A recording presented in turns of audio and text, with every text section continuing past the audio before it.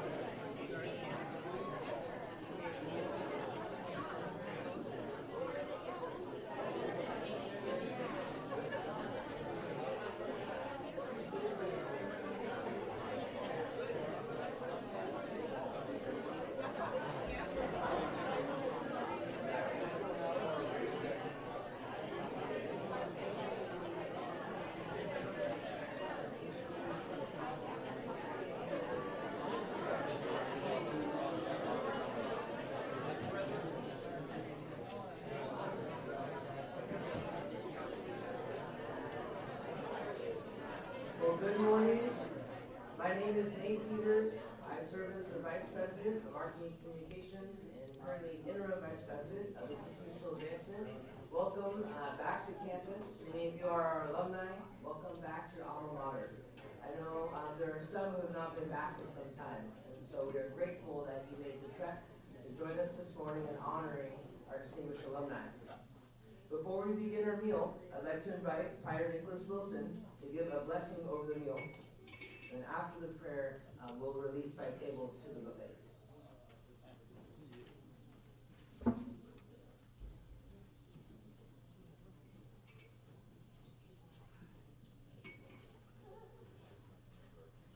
Good morning, everyone. Let us pray. In the name of the Father, and the Son, and the Holy Spirit. Amen. As we gather today to honor our distinguished alumni, we pray that God send his blessing upon them. We thank them for their service and commitment to our community and to our mission of education. We ask God to continue to bless them in all their endeavors, and we ask the same blessings on all who serve us, who work for us, who dedicate themselves to forming the next generation. Lord God, continue to guide and support us all in this mission of ours, and bless our students. Give them the grace to succeed and to go out into the world to do your work of building your kingdom, so that one day they may return to us and be honored as distinguished members of our family. And we bless the food that we are about to receive in the traditional Catholic fashion. Bless us, O Lord, and these thy gifts, which we are about to receive from thy bounty through Christ our Lord. Amen.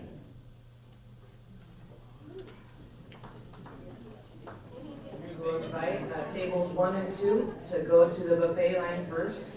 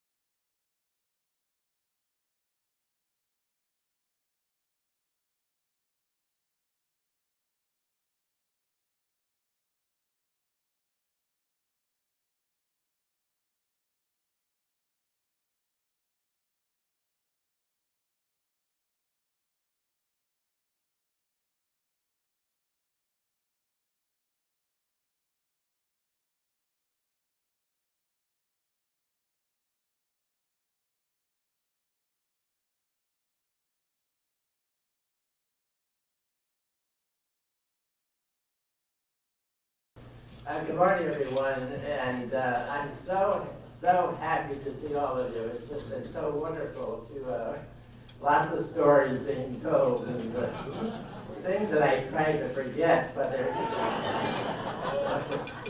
anyway, I hope you're enjoying your meal and continue eating, even though we may get started here. Once again, welcome and thank you for joining us to celebrate and to recognize the St. Martin's 2024 Distinguished Alumni. Now, before we begin our program, and to learn more about the wonderful honorees that we're celebrating today, I'd like to recognize, number one, any past honorees who might be here. Would you mind just standing to see?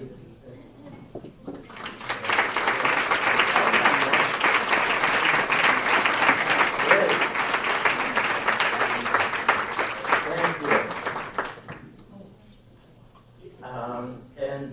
So thank you so much. Also, we'd like to recognize those who have received the Father Meinrad Gall Award, which was awarded by the Alumni Association in the late 1970s and early 80s.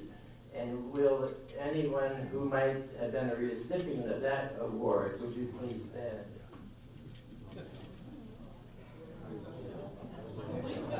Okay. We forgot to send an invitation. Okay. Also, any trustees, the St. Martin's Board of Trustees, would you please stand to be recognized?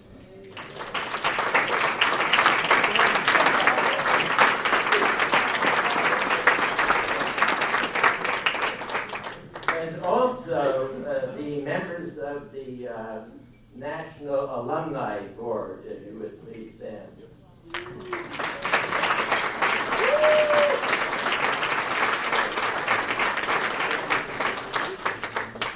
And I'd also like to recognize the members of the President Student Council. It's a wonderful group of students who are a powerful influence.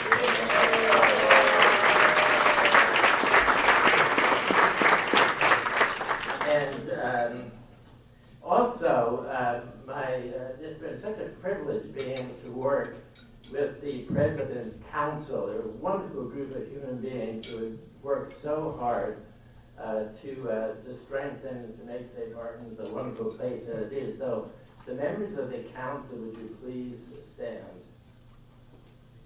Melanie.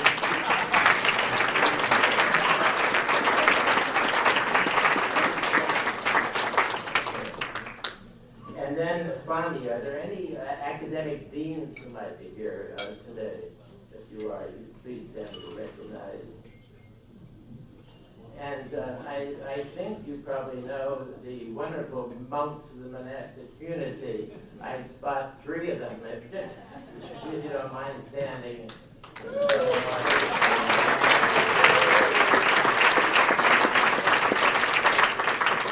Thank you very much. And again, a warm welcome, and I hope you enjoy the rest of the day. And thanks to Nate Peters for the wonderful work that he's put into so much of this, and the rest of the staff who has done so much. So thanks.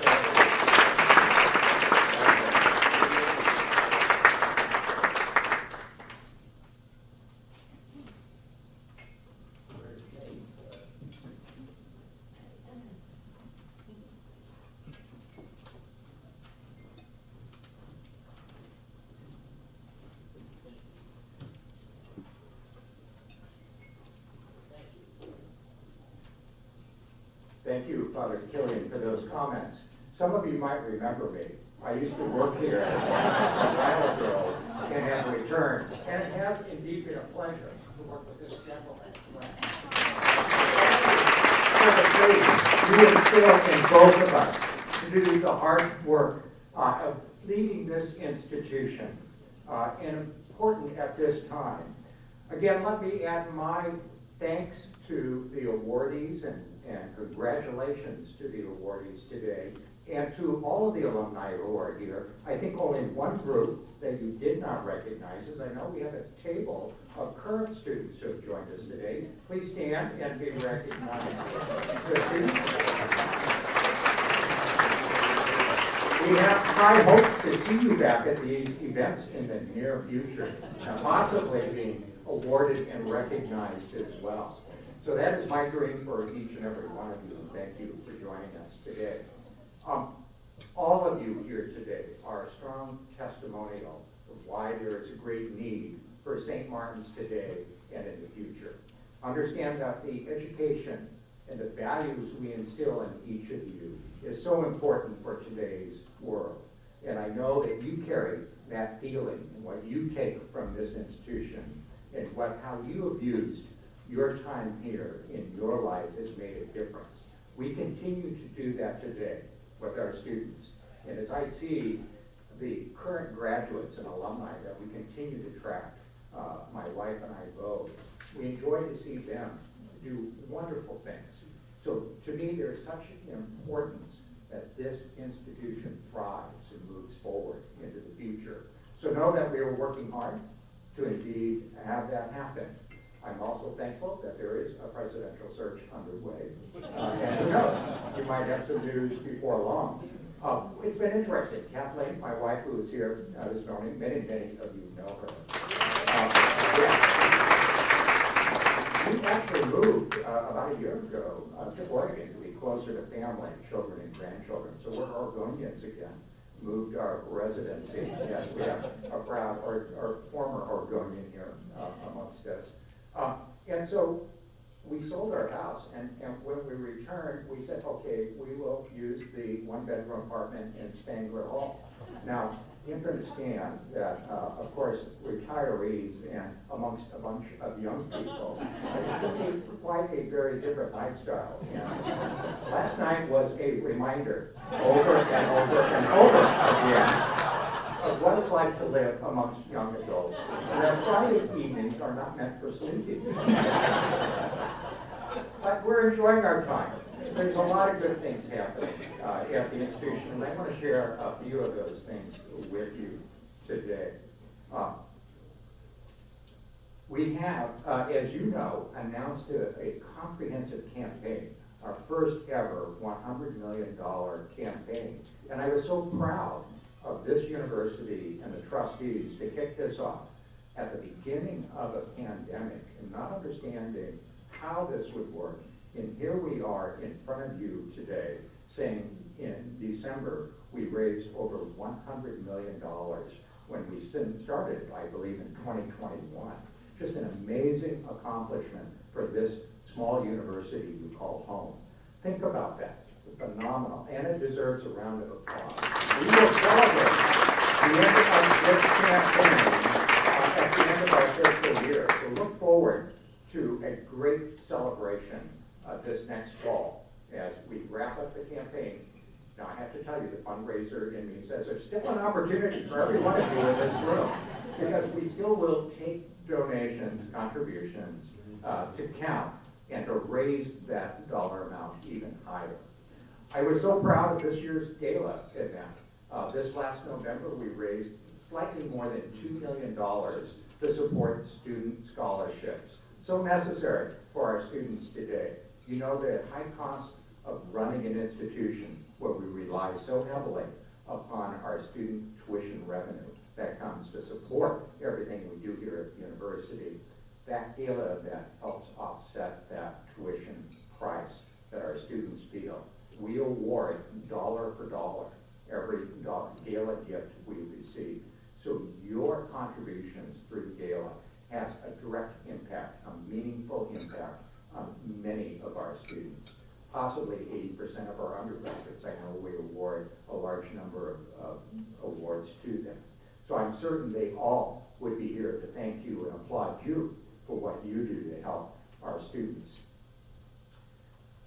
I also wanted to mention our nursing program, because as we look to the future of this university, we look at where the needs are in our community, and we are constantly reminded of our Catholic Benedictine identity and our mission, and how that plays out within the community. Where are the needs? Where's the alignment, the fit with our academic programs? Some of you know we closed nursing before I got here, and I remember even during the search, I said, why did that happen? And I asked a few of the trustees, why weren't we talking with the healthcare providers, understanding that the largest single private employer in the greater Olympia area is Providence Hospital, another Catholic organization. And we began a serious conversation and reinstated nursing on this campus. It started small. Yes, thank you. We started an RN and BSN program with small numbers. We opened up a 4-year licensure program 5 years ago. It is now our single largest major on campus. I am so proud of that. We have 200 young people in the nursing program. And the beauty of it is that we're educating students from our backyard that are sticking and remaining in the backyard. And they're at Providence, they're at Multi-Care Hospital, they're at a number of clinics. In fact, as we, users of healthcare, turn to the various clinics and hospitals in our backyard, you're going to see their nursing pins from St. Martin's University. You can see the red gowns that they wear for those in clinical practice now. So they're very obvious, and they're going to make a great impact. We just last week, we have a wonderful nursing director many of you know, Dr. Terry Wu, and she is just put in front this last week a proposal to the nursing board to grow our undergraduate program by 50%. We are limited in how many we can have graduate. I have to tell you, we have a waiting list of academically qualified students that we have to turn away because we're limited in how many can graduate. So to me, there is a strong future. We need to turn more to our community members and identify areas of need within our community. And I tell you, there are many other healthcare related fields that we're thinking about to move forward. We plan to leave a long list of items that the next president needs to look into. And we're telling a lot of people this. So frankly, they're not going to have much choice. They're going to have to spend some time looking at these programs to help this institution grow and thrive as a university. So again, I thank all of you for being here today. And I do have the pleasure of introducing this morning's MC to all of you. And you know him. He's a 2018 Distinguished Alumnus, Christopher Thompson, class of 1980.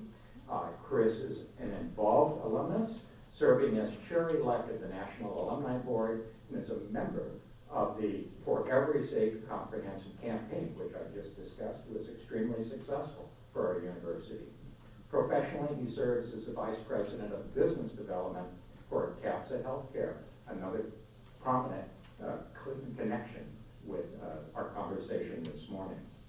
Christopher will introduce to you all of this year's class of distinguished alumni. And again, thank you for being here. I look forward to all of the weekend's activities and seeing you throughout the many different events. Thank you again.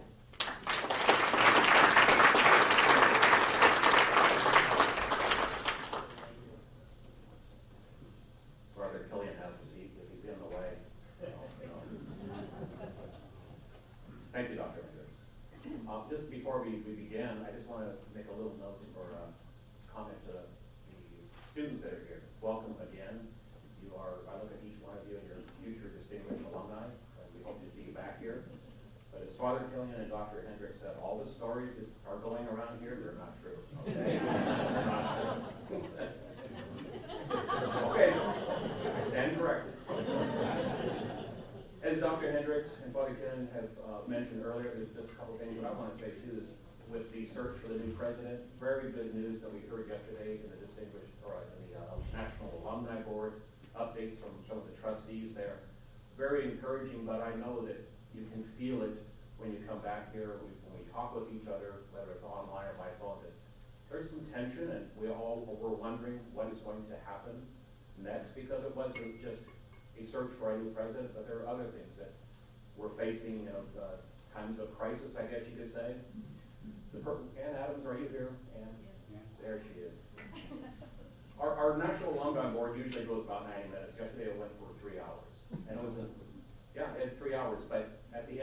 thought, wow, that was really quick, 3 hours, but such good conversation. Everybody opened up and talked about our concerns, and everybody, offered their thoughts and opinions and offers to help. And Adam said it best. She said, through crisis comes opportunity. And I'm going to attribute that to you, and that's sort of our crying call to the National Alumni Board as we move forward. It was the appropriate thing to say at the right time, and it all made us feel very, very good. So thank you for that, Ann.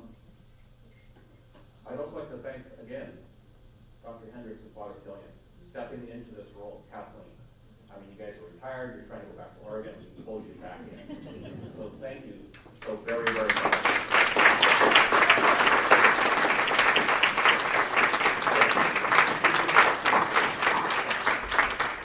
As I told you, Dr. Hendricks, when we got that news that we're going to be looking for a new president, we were all a bit nervous, but when the next day came, it was Father Killian and Dr. Hendricks. I feel good. I feel comfortable. I know we're in really, really good hands. So I'd like to thank everybody again for joining us this afternoon. And the main reason that we're here today, as we mentioned, is to recognize and congratulate St. Martin's 2024 Distinguished Alumni Awards. I'd also like to thank Nate and your team and Alicia, the institutional advancement team, for putting us all together. I mean, there's a lot of rushing around and changing things and venues at the last minute, but we're all here in a very nice, warm room, wonderful breakfast, seeing friends and alumni and new students. It's fantastic. Each recipient will be introduced by myself here, followed by a photo and time for them to share some thoughts on what this recognition means to each of them. So as I read each bio, I will invite the honorees that are here. Some are not here, but those that are here is to make your way up to this side of the stage and podium. Join me up here, and for all of you, more of their bio can be found in the brochures at the tables. But we're going to ask each of them to make some comments about what this means to them, what St. Martin's means to them, and then we'll have a photo opportunity with Father Killian and Dr. Hendricks. So let the festivities begin. Our first Distinguished Alumni Award awardee this morning is Dr. Robert Elves. Dr. Robert Elves is not here today. He is in the Antarctic, and I believe he's making his way back here. So I'll give you a little bit of background on Dr. Elves, and you're going to say, oh, wow, okay, this is an interesting guy, and that's probably why he's in the Antarctic. So a little introduction to his bio, and then he did send us some comments for me to read to you. Dr. Robert Elves is being recognized for his professional achievement, graduating from St. Martin's University in 1975. He earned a bachelor's degree in chemistry, which led him to a career specializing in advanced aerospace and medical technologies. Dr. Elves is a recipient of both the U.S. Air Force Commendation Medal and a Meritorious Service Medal for his medical contributions. And he is also a two-time United States cycling medalist and former captain of the United States Air Force cycling team. So he's a bit of an overachiever. Here are his comments. It is an honor to receive this Distinguished Alumni Award, and I would like to thank you, the University Alumni Committee, for this honor and congratulate the other award winners. Few knew I was only 16 years old coming into St. Martin's and completed my degree requirements shortly afterwards, before my 19th birthday. Despite having acceptance at University of Washington and Ivy League schools, my parents at that young age insisted that I choose something close to home and attend St. Martin's. That turned out to be the best decision, positively affecting my life ever since. Unknowingly, that first day of classes would come under the positive influence of a Benedictine education. A Benedictine education prepares students to communicate effectively, to reason and make informed judgments, to identify and to solve problems, and to develop a sense of intellectual curiosity, to pursue and communicate the truth, and to confront and resolve issues. My education at St. Martin's provided a concrete foundation for a lifetime of change, and boy, did I see change. I wore many hats in both my military and civilian careers. First coming into the United States Air Force as a pilot, and then was shortly thereafter recruited at the height of the Cold War with Russia to the United States Air Force Flight Test Center to develop the ultimate weapon of mass destruction, the nuclear peacekeeper intercontinental ballistic missile. Fortunately, with the fall of the Berlin Wall and international nuclear treaties that followed, that program was abandoned, but the solid rocket propellant that we developed would go on to propel the boosters of the space shuttle. From that program, I was recruited to attend the newly formed U.S. Military Medical School for an MD and a PhD. Those experiences ultimately led to being a dual-boarded toxicologist with oversight of the Tri-Service Toxicology Laboratories. That's a lot to say there.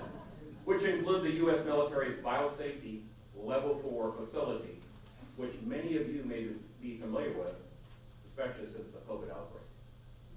After retiring from military service, I would go on to the position of chief scientist for a multinational research and development corporation, and later an executive position with a Fortune 10 company until retirement. In retirement, I enjoy giving back, providing flight instruction, and mentoring medical students and engineers, and providing their financial support, and developing a new high-performance general aviation aircraft. St. Martin's has prepared me well for all those hats, and I am forever thankful. Thank you, Dr. Ellis.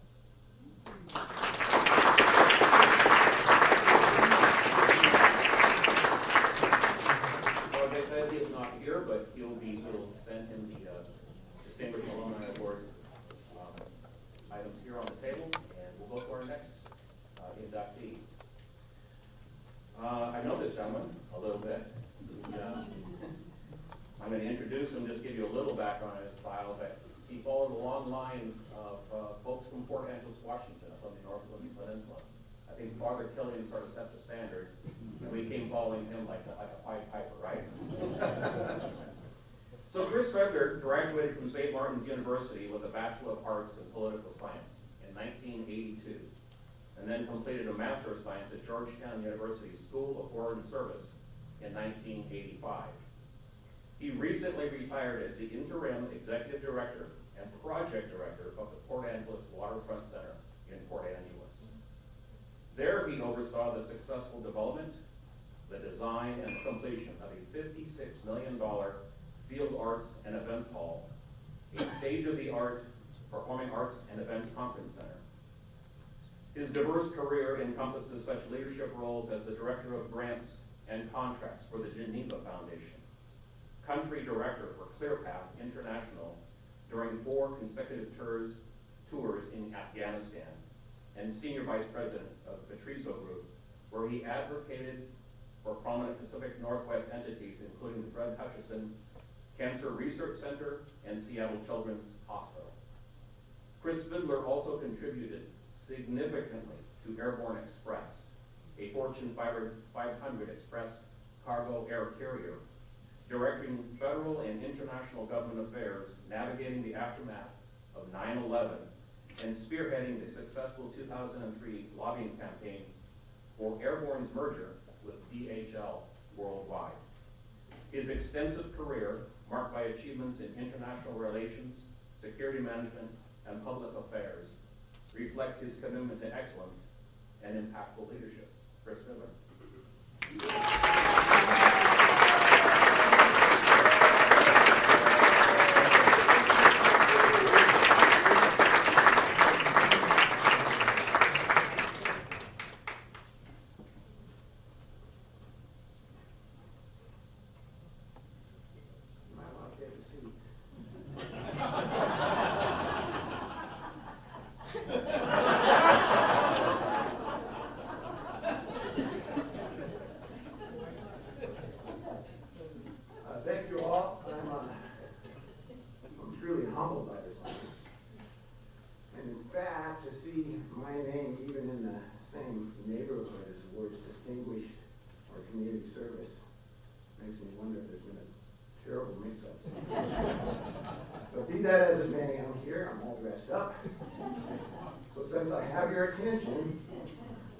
like to take a few moments to discuss some thoughts I have on the topic of perspective, namely the way we think about or understand things depending upon our experience or viewpoint.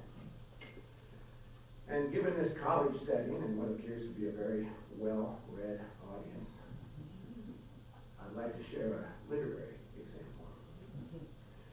In 1959, Field and Stream, the preeminent magazine of hunting and fishing, in an effort to expand its appeal and widen its circulation, hired noted literary critic Ed Zern to write a monthly book review.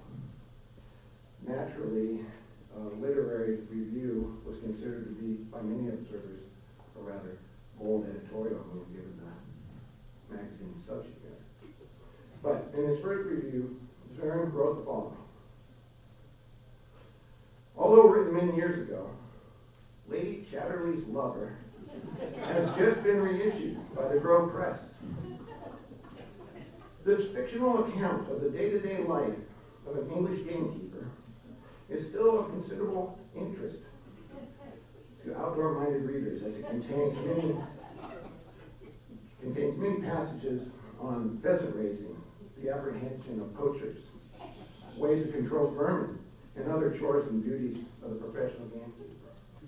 Unfortunately, one is obliged to wade through many pages of extraneous material in order to discover and savor those sidelights on the management of a Midland shooting estate. And as such, in this reviewer's opinion, this book cannot take the place of J.R. Miller's Practical Gamekeeping. So I share that with you because I felt Zern's perspective of Lawrence to be rather charming. As far as my own perspective, in 1978, I rolled onto campus like a tumbleweed. Directionless, with little form and utterly no substance. At age 18, I didn't have a perspective, other than that which was 6 inches in front of me. Get to class on time, keep up your grades, do laundry on Tuesdays, call mom and dad on Thursdays, and piece together whatever weekend fun one could with a Frisbee, 40-ounce beverage, 25-cent pack of top ramen, and maybe, just maybe, a new Police or David Bowie album if we come to things. So 4 years, a lot of fun and a lot of work, but routine it was not. You see, what I didn't understand then, but do now, is that throughout all this hubbub, something very interesting was taking place. St. Martin's, this community, its scholars, its Benedictine ideals, were all subtly and purposely working together to help me assemble an understanding of the world, a perspective where none had existed before. Of course, I've added to and refined it multiple times since, but I know in my heart of hearts it took its original shape here at St. Martin's. So here we are, 44 years later, and I wanted to take this moment to share 3 personal observations regarding my experience with St. Martin's, but since graduation. And I'm directing these words of wisdom specifically to the tables that consist of the current SMU students. Now, this first observation may be a little hard to take. I never got a job. I was never offered an opportunity, assigned a role, or presented with a leg up because my resume said I got my degree at St. Martin's College. Not once. There wasn't a secret society handshake I could employ. There wasn't a U.S. News and World Report ranking I could boast. Or a legacy connection that I could use to open the door. No one ever made a note of it in an interview. No one ever pointed it out in a briefing. And that's a fact. You old-timers will know, outside the South Pacific or South Puget Sound, how many times have you had the question asked, St. Martin's? Where's that exactly? Yet there is a flip side, an inverse to that observation. And this is very important. Observation 2 holds that when you do succeed in your career, and you will, be it a new job, promotion, promotion, assignment, opportunity, or just picking the right horse. It will come about in large part from the fact that you, like me, were able to cultivate a worldview here that would end up saying the approach to, pace of, and direction towards the rest of your life. I stand before you the product of an education and those ethos that have been the absolute bedrock of my life. And if this is the garden, who exactly planted those seeds? Well, for me, it's the heroes of my own personal Marvel universe that existed 44 years ago. Names like Maltby, Seidel, Kirsch, Ishii, Scott, Gallagher, Jones, Adelson, Contras, and so many others. I've been around a lot of instructors in my life, and many very good. But the men and women of St. Martin's have time again proven to be almost always far superior. They're not merely instructors. They're educators who, in concert with the coursework, actually lived with us. And by their example, helped shape our worldviews, gifted us with their insights, values, and ideas, substantiated our beliefs, challenged our prejudices, and taught us how to discern right from wrong, and how to treat people with grace, and in ways we always hope to be treated in return. And you know what? The whole dang thing comes with a lifetime warranty. My final observation is this. You'd often hear troops returning from Iraq or Afghanistan say, if you weren't there, you don't know. Well, I've run into a lot of folks who seem to be absolutely incredulous that I'd be so excited to have chosen to study at such a small school in what they consider to be an out-of-the-way place. And my response is always, if you weren't there, you don't know.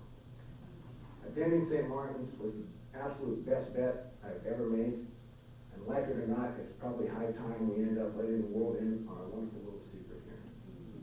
Thank you for letting me share my thoughts, and thank you to St. Martin's for this honor.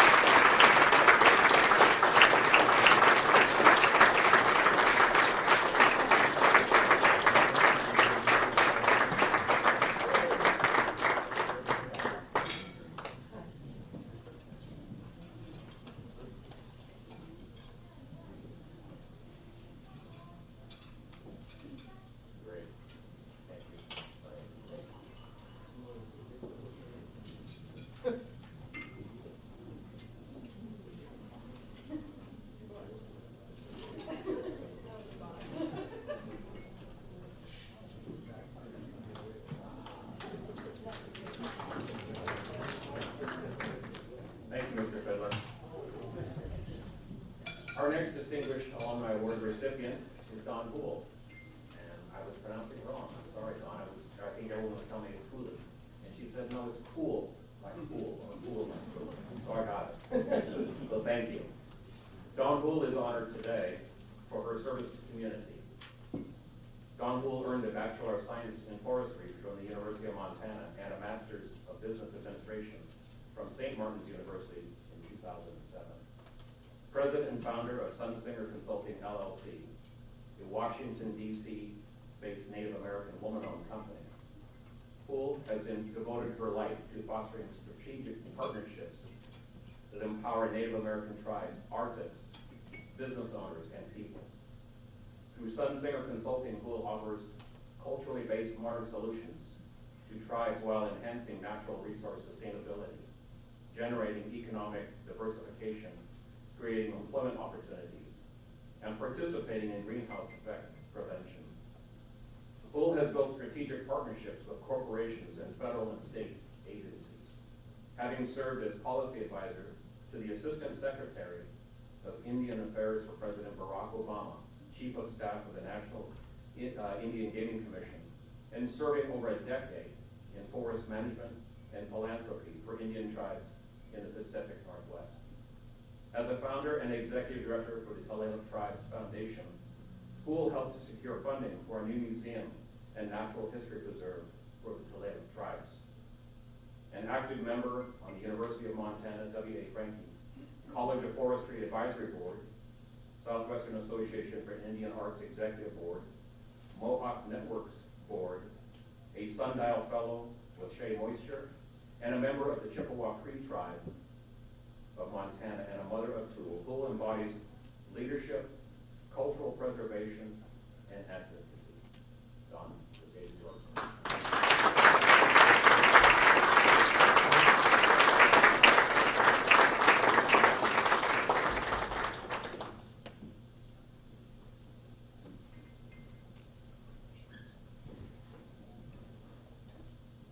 Good morning, everybody.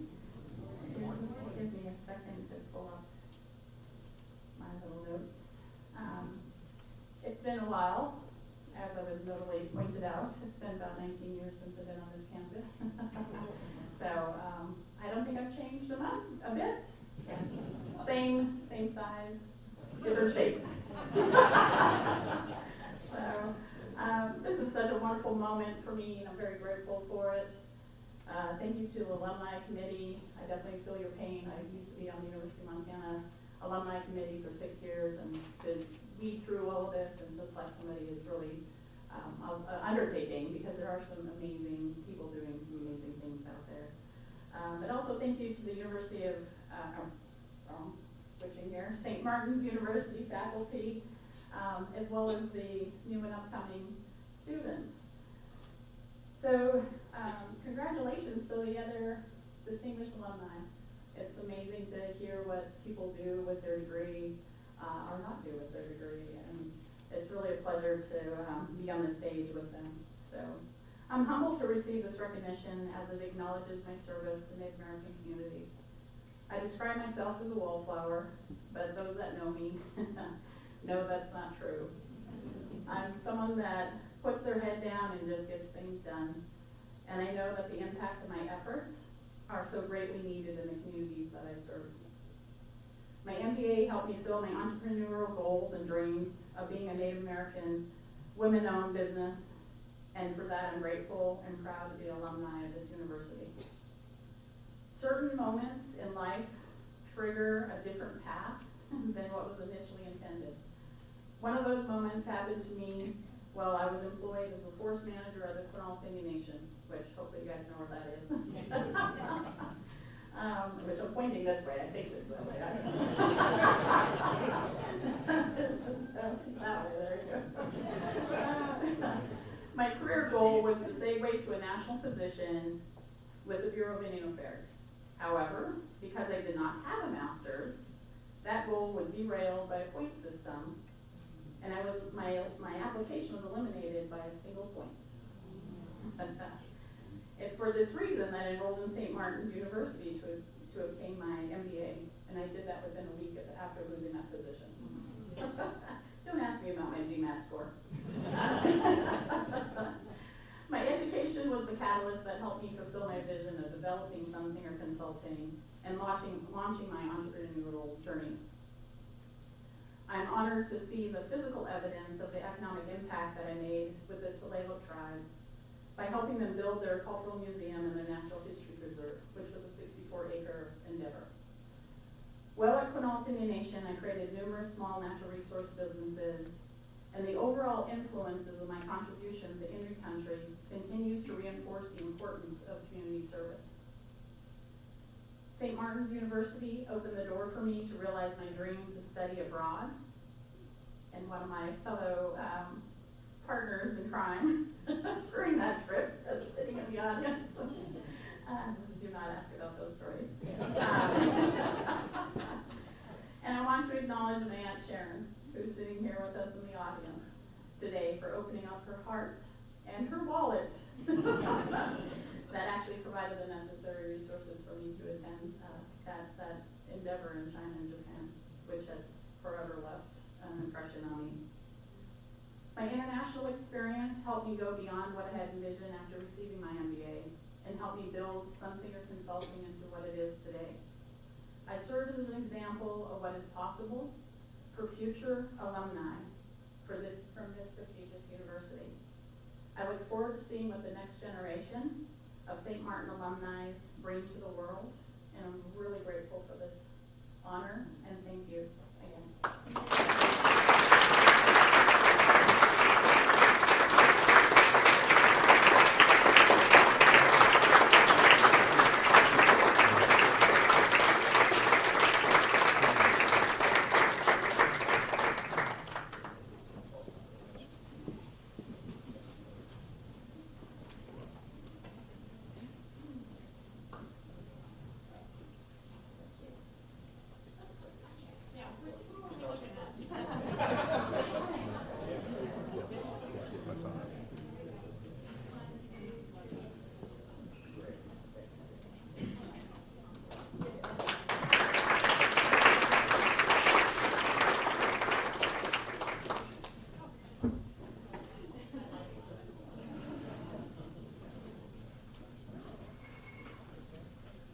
Thank you, Don.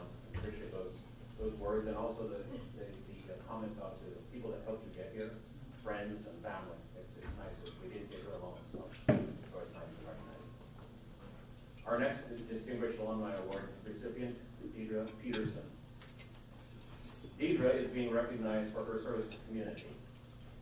Deidre Peterson graduated from St. Martin's University with her Bachelor of Arts in Business Administration and a concentration in management in 2007. A highly engaged student, Peterson played a pivotal role in reinstating the Circle K International Chapter on campus and served in numerous positions for the Associated Students of St. Martin's University, ASSMU, including Activities Director and President. She was named Executive of the Year twice during her time with the ASSMU and was honored with the Be the Spirit Award for Outstanding Service to the students of St. Martin's University in 2007. Peterson also worked for St. Martin's University as a special events coordinator and later as an advancement officer for alumni relations and for special events.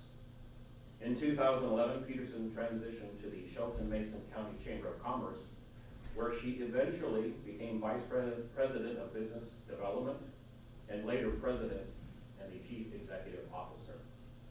In this capacity, Peterson wears multiple hats, serving as an economic developer and planner, tourist information concierge, business spokesperson, government relations specialist, business and nonprofit consultant, and public relations practitioner.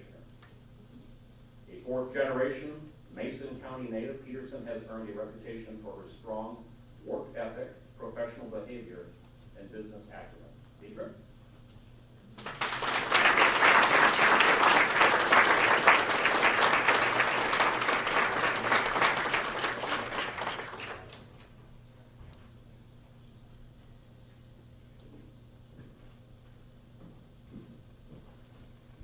Good morning, everyone. Ladies and gentlemen, fellow alumni, esteemed guests. For those of you who have not met me, my name is Deidre Peterson, class of 2007, and as was said earlier today, I was an engaged student. Melanie might say I was an overly engaged student. And Dick Roddy is fond of saying that I was the only the only person who knew who majored in student government. But it is with immense gratitude and pride that I stand before you today as a recipient of this Community Service Award. This moment is not just a personal achievement, but a testament to the enduring spirit of our shared Benedictine education and values. As we gather here, I'm reminded of those values, particularly humility, hospitality, and the pursuit of excellence. These values have not only guided my path to service, but have been the cornerstone of our collective identity as alumni. St. Martin's is a place that empowers us and recognizes our gifts as instruments for the greater good, fostering a sense of community that extends far beyond these campus walls. The Benedictine tradition of humility encourages us to approach every endeavor with a sense of gratitude and willingness to serve.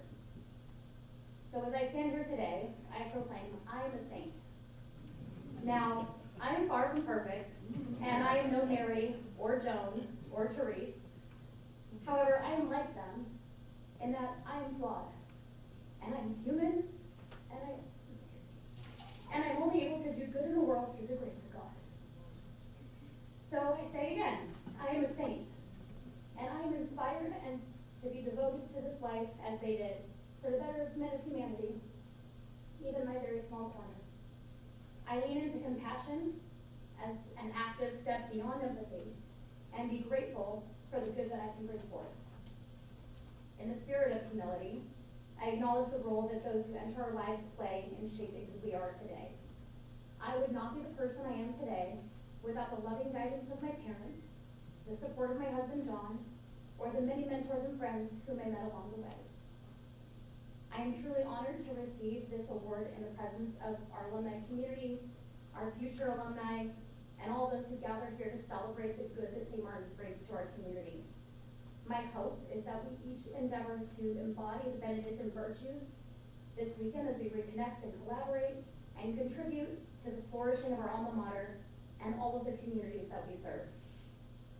Thank you so much for this opportunity, and I hope you each go forward in the Benedictine spirit. Thank you.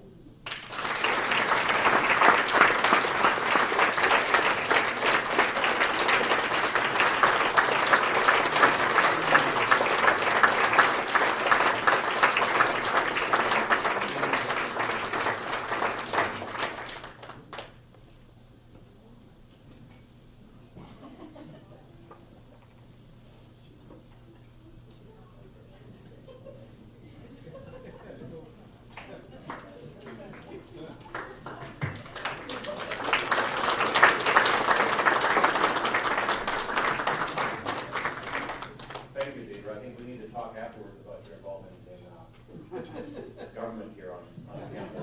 There's some stories from another table over here that I think we'll share, but we'll keep them from you students, okay? All good, all good.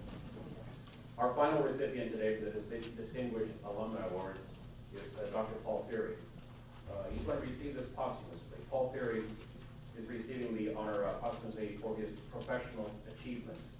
And due to members of the family that are unable to join us this morning, alumnus Dr. Patrick McDonald, I think many of you know here, will read a few words about Paul's background. Patrick, Dr. McDonald? Yes.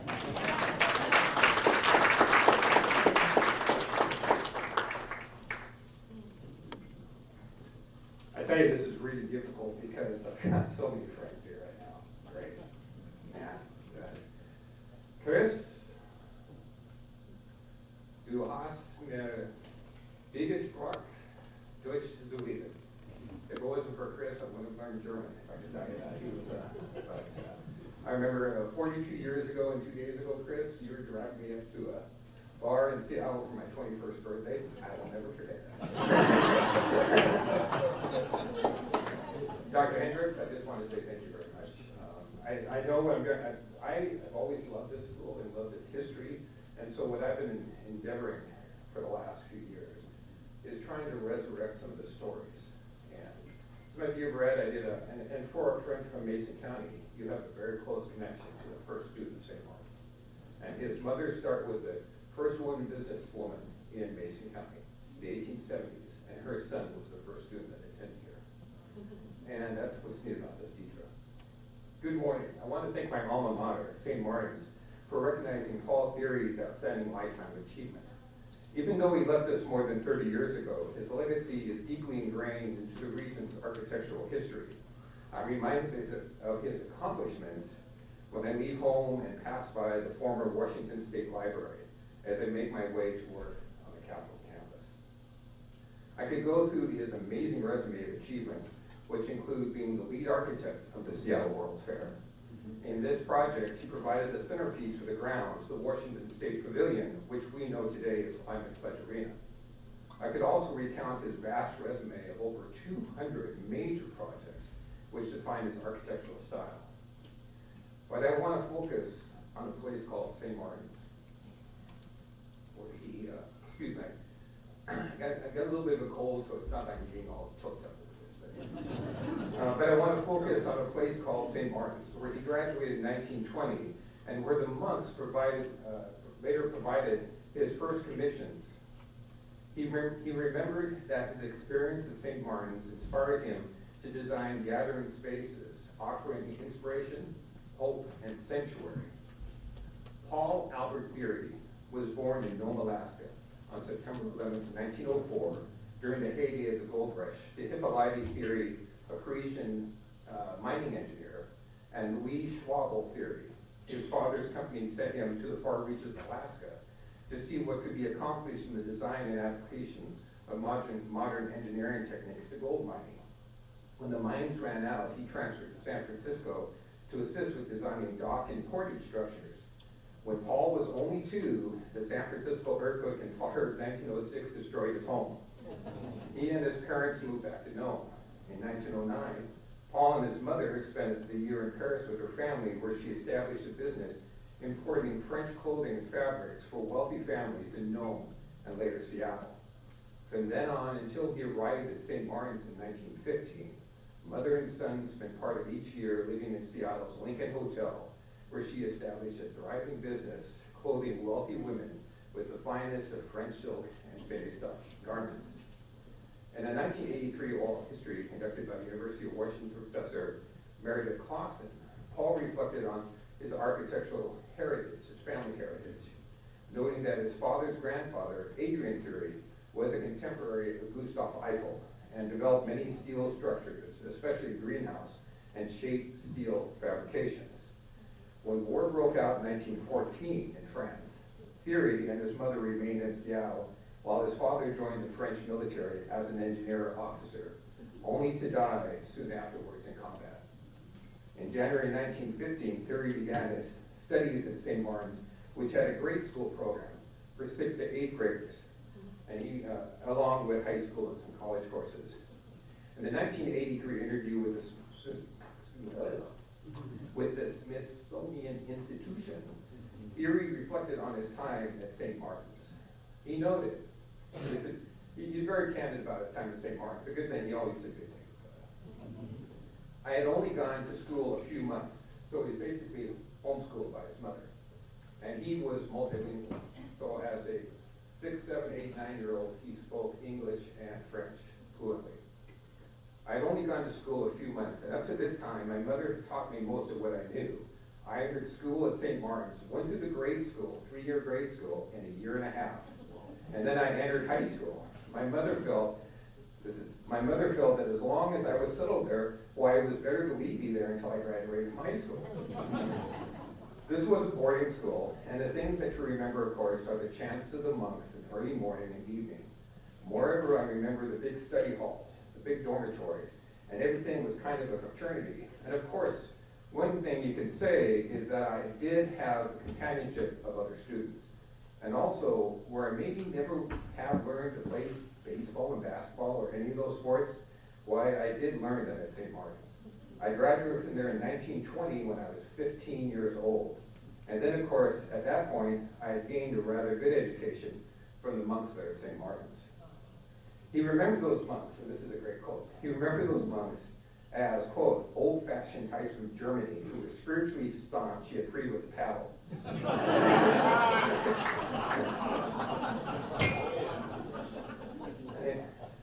He also remembered the Benedictine sisters who operated the kitchen, and Sister Ignatius, who kept them in line.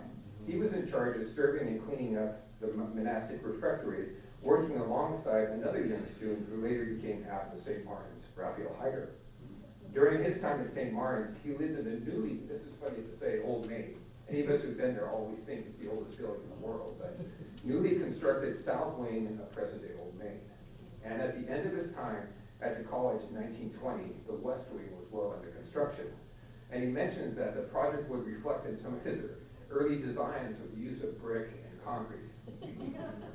His mother, this is an interesting story too, and she remained very attached to the school during her lifetime as well. His mother, noting the poor condition of the altar cloths in the Abbey Chapel, donated material for dressing the altar and made the rochet for Abbot Oswald Barron when he became the first abbot in 1915. That's the lace undergarment you used to see bishops and abbots wore at one time. Abbot Oswald was often photographed wearing it on formal occasions. While at St. Martin's, he watched the school double its size of population. It went from 120 students to almost 260 during his time in the school. A major expansion of campus facilities and the removal of 80% of the old forest. But it was used to pay for Old Main and construction of the West Wing. After graduation, he entered the University of Washington and studied medicine, but switched to architecture, which he found easier to grasp than his medical studies. And by the way, he graduated top of his class at the University of Washington as I think it was about 24 years old. In 1927, Thierry went abroad to study for several months at the École des Beaux-Arts at Fontainebleau. The next year, he graduated from the University of Washington, top of his class, with a Bachelor of Architecture degree. Thierry opened his Seattle practice in 1929, expanded his architecture and urban design ideas, traveling through North America and Europe. He attended the Chicago Century of Progress exhibition, which he described as a museum of new architectural studies and construction techniques of city plans and new technologies.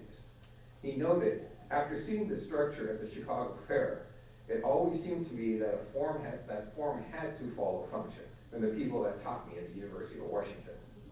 All too often, the structure system of a building was buried under alien architecture, whether colonial, Romanesque, or Gothic. Going on to Japan the following year, I had a chance to build on those things that I had seen in Chicago. Gradually, modernism and Thierry's ideas took hold in Seattle, and we're talking the 1930s, by the way. As he recalled, I spoke of flexible spaces. You know, these comments I'm going to make, I think of the Abbey Church, by the way. He didn't design the Abbey Church, but I think of that. And he goes, I spoke of flexible spaces, of practicalities of flat roofs and overhangs, and letting the sun in and keeping the sun out, and building to accommodate the breeze in the summertime, and to discourage the wind in the wintertime and to keep out the rain. Thierry observed, I think the one that was most noteworthy of his projects from the standpoint of change in church design was Christ the King in Seattle, which was a semicircular design, and no person in the congregation in attendance of Mass would be more than 50 feet from the priest. As Architectural Record, the magazine Architectural Record, 1957 noted about Thierry's work on Christ the King, in part, the strength of the Northwest prototypes derived from a simple directness was eschew's gimmick, structural or decorative. Their spaces are calm, but intensely so. Scale is human and God-related. Surfaces are developed in a continuity possible only with a rigorously restricted palette. It was a 1948 project that would influence in part the design of the Abbey Church built in 1970. It was also in September 1970 that St. Martin's College President Michael Feeney conferred the degree of Doctor of Fine Arts honoris causa to Thierry. Thierry worked vigorously until the late 1980s, continually experimenting with materials and building technologies. When he died on June 27, 1993, the Seattle Times described him as a feisty individual known for his strong opinions, who left behind a legacy of people-focused design, shaping modern architecture in the Pacific Northwest. Thierry was father to two sons who unfortunately could not join us today, Pierre Thierry and Seattle architect Paul Thierry Jr. Pierre, a retired Thurston County detective, and his wife Christy operate the Thierry Foundation, an educational and charitable foundation. Their daughter, Lindsay, was a member of the 2005 national champion University of Washington volleyball team and is a nationally known ESPN reporter covering the NFL. With that said, it all comes back to St. Martin's.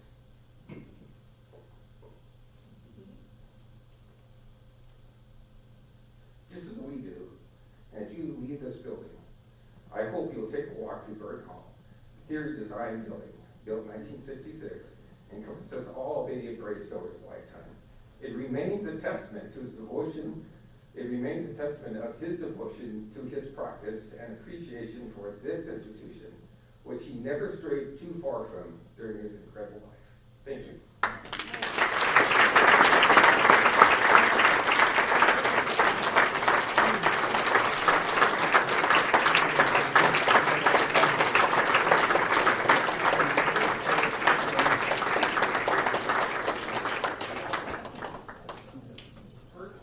It's Burton Hall, people, Burton Hall. Okay.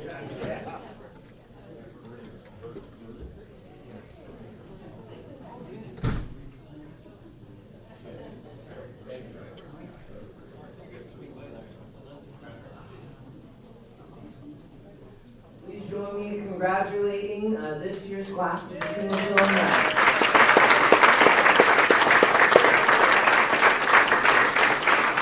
I also give a round of applause for our Bon Appetit staff who provided all this amazing service.